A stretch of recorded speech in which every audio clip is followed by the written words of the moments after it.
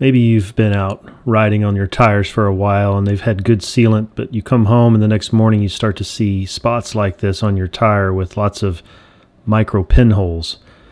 So today we're going to go ahead and change the tires on the Surly ECR. These are 29x3s. So I start by putting this on the bike rack just to get it up off the ground. Makes it easier to work on the tires and change everything. The first step is going to be take your tire off, obviously, and remove the valve core, let all the air out.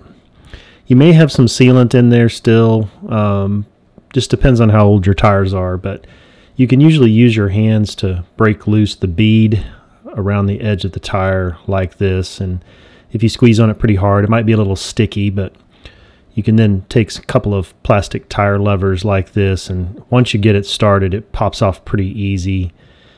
In fact, you can sometimes do this by hand without needing the tire levers, but having tire levers around is going to really make this easier.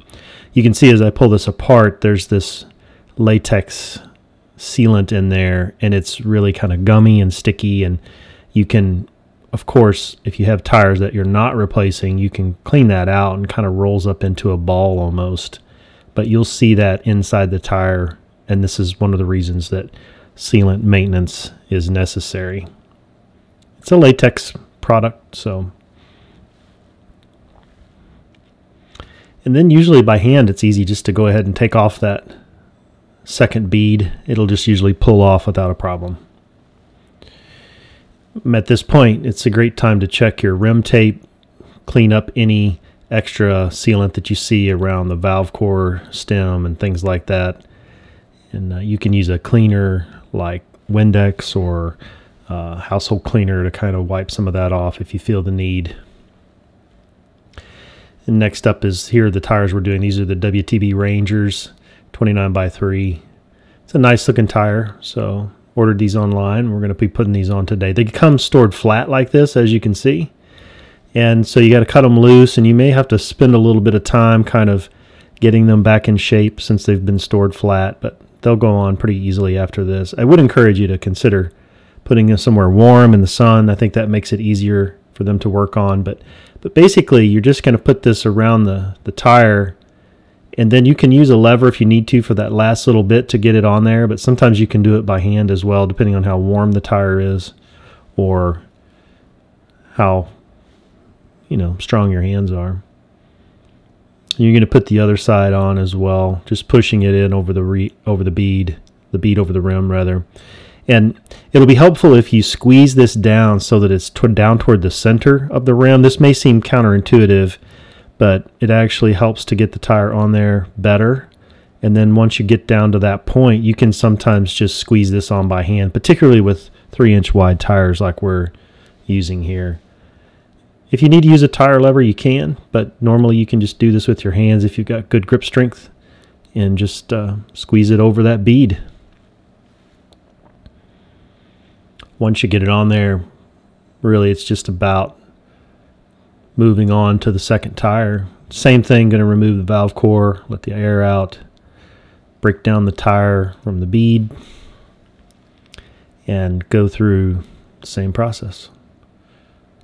Use a lever to get it started and just kind of go around the edge to remove the tire. These have a lot of great Katy Trail limestone dust on them, as you can see. And if you look inside of this tire, you're going to see a little bit of sealant still in there. It's kind of hard to show the camera, but there's a good look at a little bit of extra sealant still in there, so you can clean that out.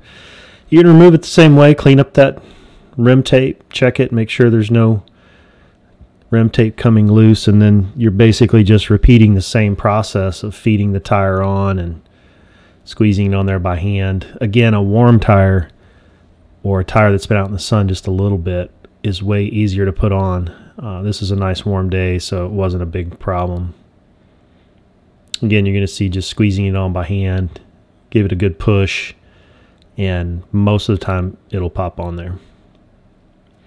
Then it was just valve core back in, you're ready to start inflating these, and that's sometimes where the challenge can be, is getting the bead on there. So I went down to my buddy Jerry, who you guys have seen on the channel before, and he has a small pot belly compressor that we used. So with 100 PSI and the potbelly compressor and a converter that lets you use a regular car style or automotive style connector, you can blow those up. So what we do is we use that to seat the bead, and then we went ahead and pumped them up to the max pressure the tire says, which is 35. If you do that, you'll hear the tire pop onto the rim and seat on there.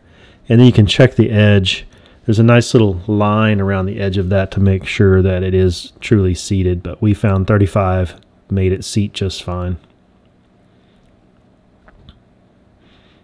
At that point, you put your tires back on the bike and take out your valve cores again, because it's time to add sealant, assuming you're running tubeless. You're going to want to make sure that you shake the sealant really well, because it does need to be mixed up really well. This is orange seal, and normally there's a straw type device you can use, and I could not find mine, so I just used a 2-ounce, extra 2-ounce bottle, empty bottle I had laying around from Stan's to fill these. And I just squirted in there about, if you read most of the sites, they'll say 6 to 8 ounces. I put about 7 ounces in each of these tires. They're a big tire, so it takes more sealant. And then just airing them up. That's pretty much it, and you've got a new set of tread on your bike. I would encourage you to check for leaks or check around the bead, but other than that, it's time to go out and ride.